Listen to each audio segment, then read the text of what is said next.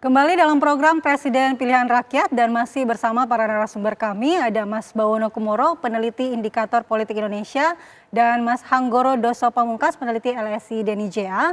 Dan pemirsa, dalam data rekapitulasi Komisi Pemilihan Umum KPU 2024, pemilih dari Gen Z 17 hingga 30 tahun dan milenial 31 hingga 42 tahun mendominasi pada pemilu 2024, yakni sebanyak 56,45%. Nah, dari data ini yang ingin kita tahu tadi, data dari indikator maupun dari LSI hampir sama bahwa kecenderungan suara dari Gen Z dan milenial ini mengarah ke Capres 02.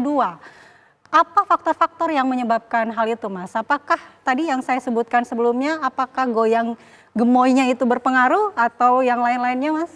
Ya, sebenarnya kalau kita lihat trennya, tren pasangan calon sejak beberapa bulan terakhir, itu kita menemukan ketika sebelum Pak Prabowo berpasangan dengan Mas Gibran, itu kita pernah melakukan survei di awal Oktober, periode 2 sampai 10 Oktober. Ketika itu dukungan Gen Z, pemilih Gen Z kepada Pak Prabowo, itu angkanya masih relatif belum bisa dibilang tinggi ya, 38,1%. Gitu ya. Angkanya masih biasa saja, masih menengah gitu ya. Dan pemilih generasi milenialnya di periode survei yang sama, kita temukan juga belum mencapai 40% dukungannya terhadap Pak Prabowo. Jadi masih relatif berimbang dengan ketika itu misalnya dengan Pak Ganjar gitu ya. Nah, memang salah satu hal yang membuat pemilih Gen Z dan pemilenial kemudian meningkat dukungannya terhadap Pak Prabowo itu memang tidak bisa dimungkiri ketika Mas Gibran masuk digandeng gitu ya sebagai running mate bagi Pak Prabowo. Nah, itu sedikit banyak tidak bisa dimungkiri itu mempengaruhi melesatnya dukungan Gen Z dan milenial terhadap Pak Prabowo. Jadi itu satu yang kemudian menjadi hal yang variabel yang menjadi penentu ya. Menjelaskan kenapa pasangan 02 pada akhirnya di pemilu kemarin itu memperoleh dukungan porsi terbesar dari Gen Z dan milenial. Kedua mungkin saja karena soal kampanye dari pasangan 02 terutama gimmick goyang gemoy gitu ya. Kita juga pernah melakukan survei menanyakan hal tersebut gitu ya. Di survei yang awal Januari gitu kita lakukan. Kita menanyakannya ingin mengetahui awareness pemilih ya terhadap beberapa program unggulan dari pasangan calon. Kita tanyakan soal Desak Anies. Yang mengetahui soal program Desak Anies, kita ini program unggulan dari pasangan 01 ya. Membuat pertemuan town hall meeting gitu ya, mengundang, menanyakan apa saja, mengkritik siapa saja kepada Anies Baswedan. Itu awareness publik secara keseluruhan kita temukan di survei tersebut itu belum mencapai 18%. Jadi awareness terhadap program Desak Anies masih rendah. Tapi di saat yang sama kita tanyakan soal awareness terhadap goyang gemoy. Itu tinggi gitu. Tinggi sekali waktu itu ya. Kita temukan di survei tersebut angkanya lebih dari 50% awareness publik terhadap goyang gemoy. Jadi awareness publik itu juga mempengaruhi mungkin kedua hal ini, baik Desak Anies maupun goyang gemoy, ini mungkin dua hal yang sangat memiliki keunggulan gitu ya. Tapi daya jangkau elektoralnya terhadap pemilih itu berbeda gitu. Jadi awareness-nya itu memang lebih dulu tinggi goyang gemoy ketimbang Desak Anies. Itu artinya apa, Mas? Itu kan menggambarkan karakteristik pemilih kita, Mas. Artinya apa nih? Ya, kalau awareness-nya lebih tinggi ke goyang gemoy. Mungkin saja goyang gemoy sudah ada lebih dulu ya sejak awal gitu ya dibandingkan Desak Anies. Itu yang juga mempengaruhi awareness-nya lebih tinggi goyang gemoy. Yang kedua mungkin karakteristik pemilih kita memang cenderung menyukai hal-hal yang ringan santai ya. Seperti hal yang porsinya lebih banyak ke gimmicknya, goyang gemoy dan sebagainya gitu ya. Menciptakan riang gembira, riuh di media sosial dan sebagainya gitu ya. Jadi itu dua hal yang bisa dilihat dari temuan survei soal awareness terhadap Desak Anies, goyang gemoy itu. Tadi belum disebutkan untuk 03, Mas. Nih, Desak Anies. Kita juga menanyakan soal kalau Pak Ganjar kan ketika masa kampanye itu menginap di rumah warga. Itu juga awareness-nya belum terlalu tinggi. Mungkin juga ini kan dipengaruhi karena menginap di rumah warga itu kan sangat spesifik gitu ya. Artinya mungkin warga yang rumahnya atau di daerah yang belum dijangkau oleh Pak Ganjar ketika itu untuk menginap gitu, jadi warganya belum tahu. Mungkin Pak Ganjar juga program menginap warganya hanya terkonsentrasi, terpusat di beberapa provinsi di Pulau Jawa gitu ya. Baik. Ya, kita akan tanyakan apakah Mas Hanggoro ini sependapat dengan Mas Bawono terkait dengan tadi faktor-faktor yang pengaruhi ya, karena katanya sebelumnya Prabowo baru 38%, kemudian pada saat Mas Gibran masuk itu melejit. Apakah data LSI juga sama? Tapi usai jeda ya Mas, kita masih akan kembali di program Presiden Pilihan Rakyat, tetaplah bersama kami.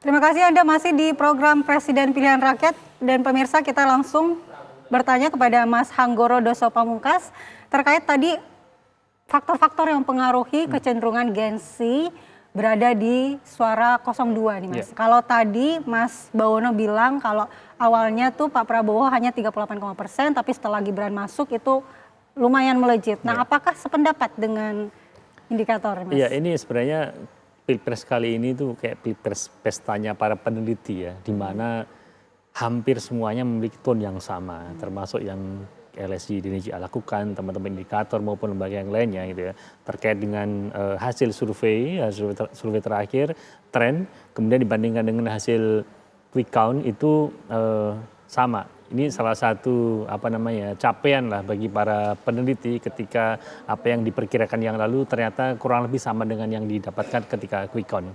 Nah, terkait dengan dukungan ke Z tadi kenapa meningkat, milenial juga gitu ya. Tadi juga sempat disinggung terkait dengan kenapa desak Anies tidak signifikan. Kenapa justru Gemoy malah membuat dia menjadi menarik ya. Sebenarnya menurut saya Gemoy maupun desak Anies maupun juga ditiru juga oleh Mahfud yang tabrak Prof gitu ya, itu sebenarnya pintu masuk saja ya. Bahwa seseorang memilih kandidat itu asosiasi kuatnya berkaitan dengan apa yang dia dapat ketika saya memilih yang bersangkutan. Tentunya ketika yang bersangkutan image Gemoy, belum tentu saya akan pilih hanya karena Gemoynya, bukan karena desak Aniesnya, bukan karena tabrak Profnya, bukan. Itu adalah adalah pintu masuk saja. Tapi sebenarnya yang paling krusial adalah positioning dari ketiga paslon ini yang mempengaruhi. Di mana kalau kita lihat jelas positioningnya Anies Muhaimin itu di posisi yang perubahan, di posisi yang oposisi gitu ya. Dan ceruk pasarnya kalau kita bilang suara ini kalau kita analogikan sebagai pasar suara, maka dia hanya akan mendapatkan publik yang tidak puas dengan Jokowi. Dan ceruknya ya 20-an% gitu ya. Naik-naik ya mungkin ya seperti kita dapat sekarang menjadi 25-26%. Sehingga tawaran program desak Anies kalau yang disampaikan isunya masih seputar isu elit, isu perubahan, melawan, ini tentunya ceruk inilah yang paling besar dia dapatkan. Gitu. Kalau kita berharap lebih, tentunya harus melihat struktur pemilih kita yang menengah ke bawah mayoritas.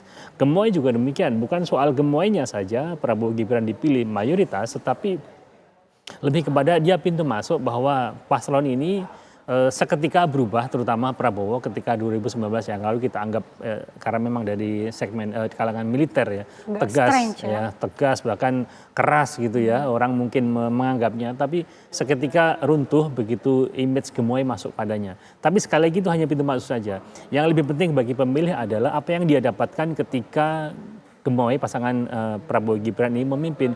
Yang dia dapatkan adalah keberlanjutan pembangunan. Yang dia dapatkan adalah program yang telah dia terima pada masa Jokowi akan potensi diterima kembali. Nah, kembali ke struktur pemilih kita ini mayoritas menengah ke bawah, di mana kalau dia merasa puas pada kinerjanya Jokowi, terutama di sektor ekonomi, suka tidak suka bantuan sosial juga akan memengaruhi situ. Jadi sekali lagi Gemoy hanya pintu masuk, tetapi program keberlanjutan ini diserap cukup kuat oleh pemilih sehingga mendapatkan pemilih besar di situ gitu ya. Kemudian kalau untuk yang paslon 3 harus kita akui, andaikan ya, paslon 3 ini bertahan saja atau nambah beberapa persen, mungkin pemilu akan beda cerita ya. Mungkin akan 2 putaran. Sayangnya yang terjadi adalah justru tergerus suaranya lari ke 02 lebih banyak sehingga putaran kedua, 1 putaran saja. Ini terjadi memang karena agak sulit menentukan positioning bagi Ganjar Mahfud ya. Pada tahun sebelumnya, tahun lalu justru malah terjadi fenomena perpindahan yang menarik bahwa Prabowo terutama di awal itu dia di posisi tengah di antara spektrum, apakah perubahan atau apakah keberlanjutan gitu ya. Kemudian menjelang kontestan mulai, kemudian Gibran masuk, berubah posisi dan semakin tegas lagi ketika kubu Ganjar Mahfud mulai melakukan serangan, PDIP mulai melakukan serangan pada Jokowi, akhirnya posisinya berubah. Yang awalnya Prabowo di spektrum tengah, sekarang dia berubah di samping gitu ya. Teorinya itu kan kalau ada pendulum gitu, ketika terbagi antara samping tengah, kalau tengah menguat kan yang kanan kiri mengecil gitu. Kebalikan posisi sekarang ketika Prabowo di samping di posisi keberlanjutan semakin menengah, otomatis sisi yang lainnya mengecil. Nah yang terjadi begitu. Ya. Baik Mas, berarti ini poinnya adalah positioningnya ya Mas, yang harus tepat. Yes. Nah bagaimana dengan Mas Bawono Mas, mungkin singkat saja nih, terakhir mungkin ada kesimpulan terkait dengan suara Gen Z nih, jika pemilu yang akan datang ini apa yang harus dilakukan untuk bisa meraih suara Gen Z dan milenial ini? Ya, Gen Z ini kan dan milenial terutama mereka tipikalnya kan relatif well informed, well educated gitu ya, dengan otomatis juga lebih kritis ketimbang pemilih dari generasi yang lain gitu ya, generasi-generasi yang di atasnya. Nah karena itu saya kira pasangan calon presiden dan wakil presiden terpilih nanti kalau ingin merawat pemilih dari demografi ini tentu harus bisa membuktikan apa janji-janji yang selama ini mereka sampaikan selama masa kampanye.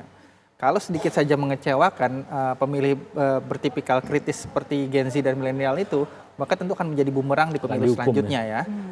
Bisa tidak terpilih, bisa mendapatkan hukuman dari pemilih Gen Z dan milenial, dan terbuka kemungkinan di pemilihan selanjutnya mereka masih menjadi demografi pemilih yang terbesar dibanding generasi-generasi di atasnya. Saya kira itu. Baik, itu tadi Mas, ada tambahan Mas Anggoro untuk suara Gen Z ini ke depannya? Iya, jadi mereka bukan saja segmennya akan semakin meningkat pada pendidikan tinggi, tetapi juga karakternya ini kan terbuka pada informasi ya.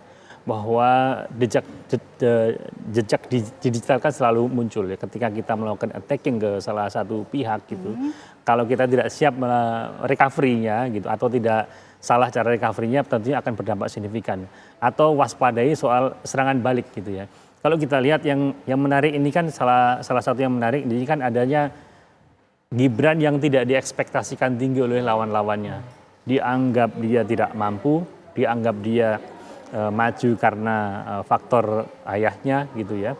Ini cukup kuat, tapi Gibran cukup bagus untuk membalikkan keadaan itu dengan dia tampil cukup menawan ya, menyerang lah kira-kira begitu dalam debat kemarin, bahwa ternyata ini tidak seperti yang kita duga. Yang kita duga tidak bisa berbicara, tidak bisa berpendapat cukup signifikan, ternyata berani dan bahkan cukup bisa memberikan serangan yang cukup signifikan.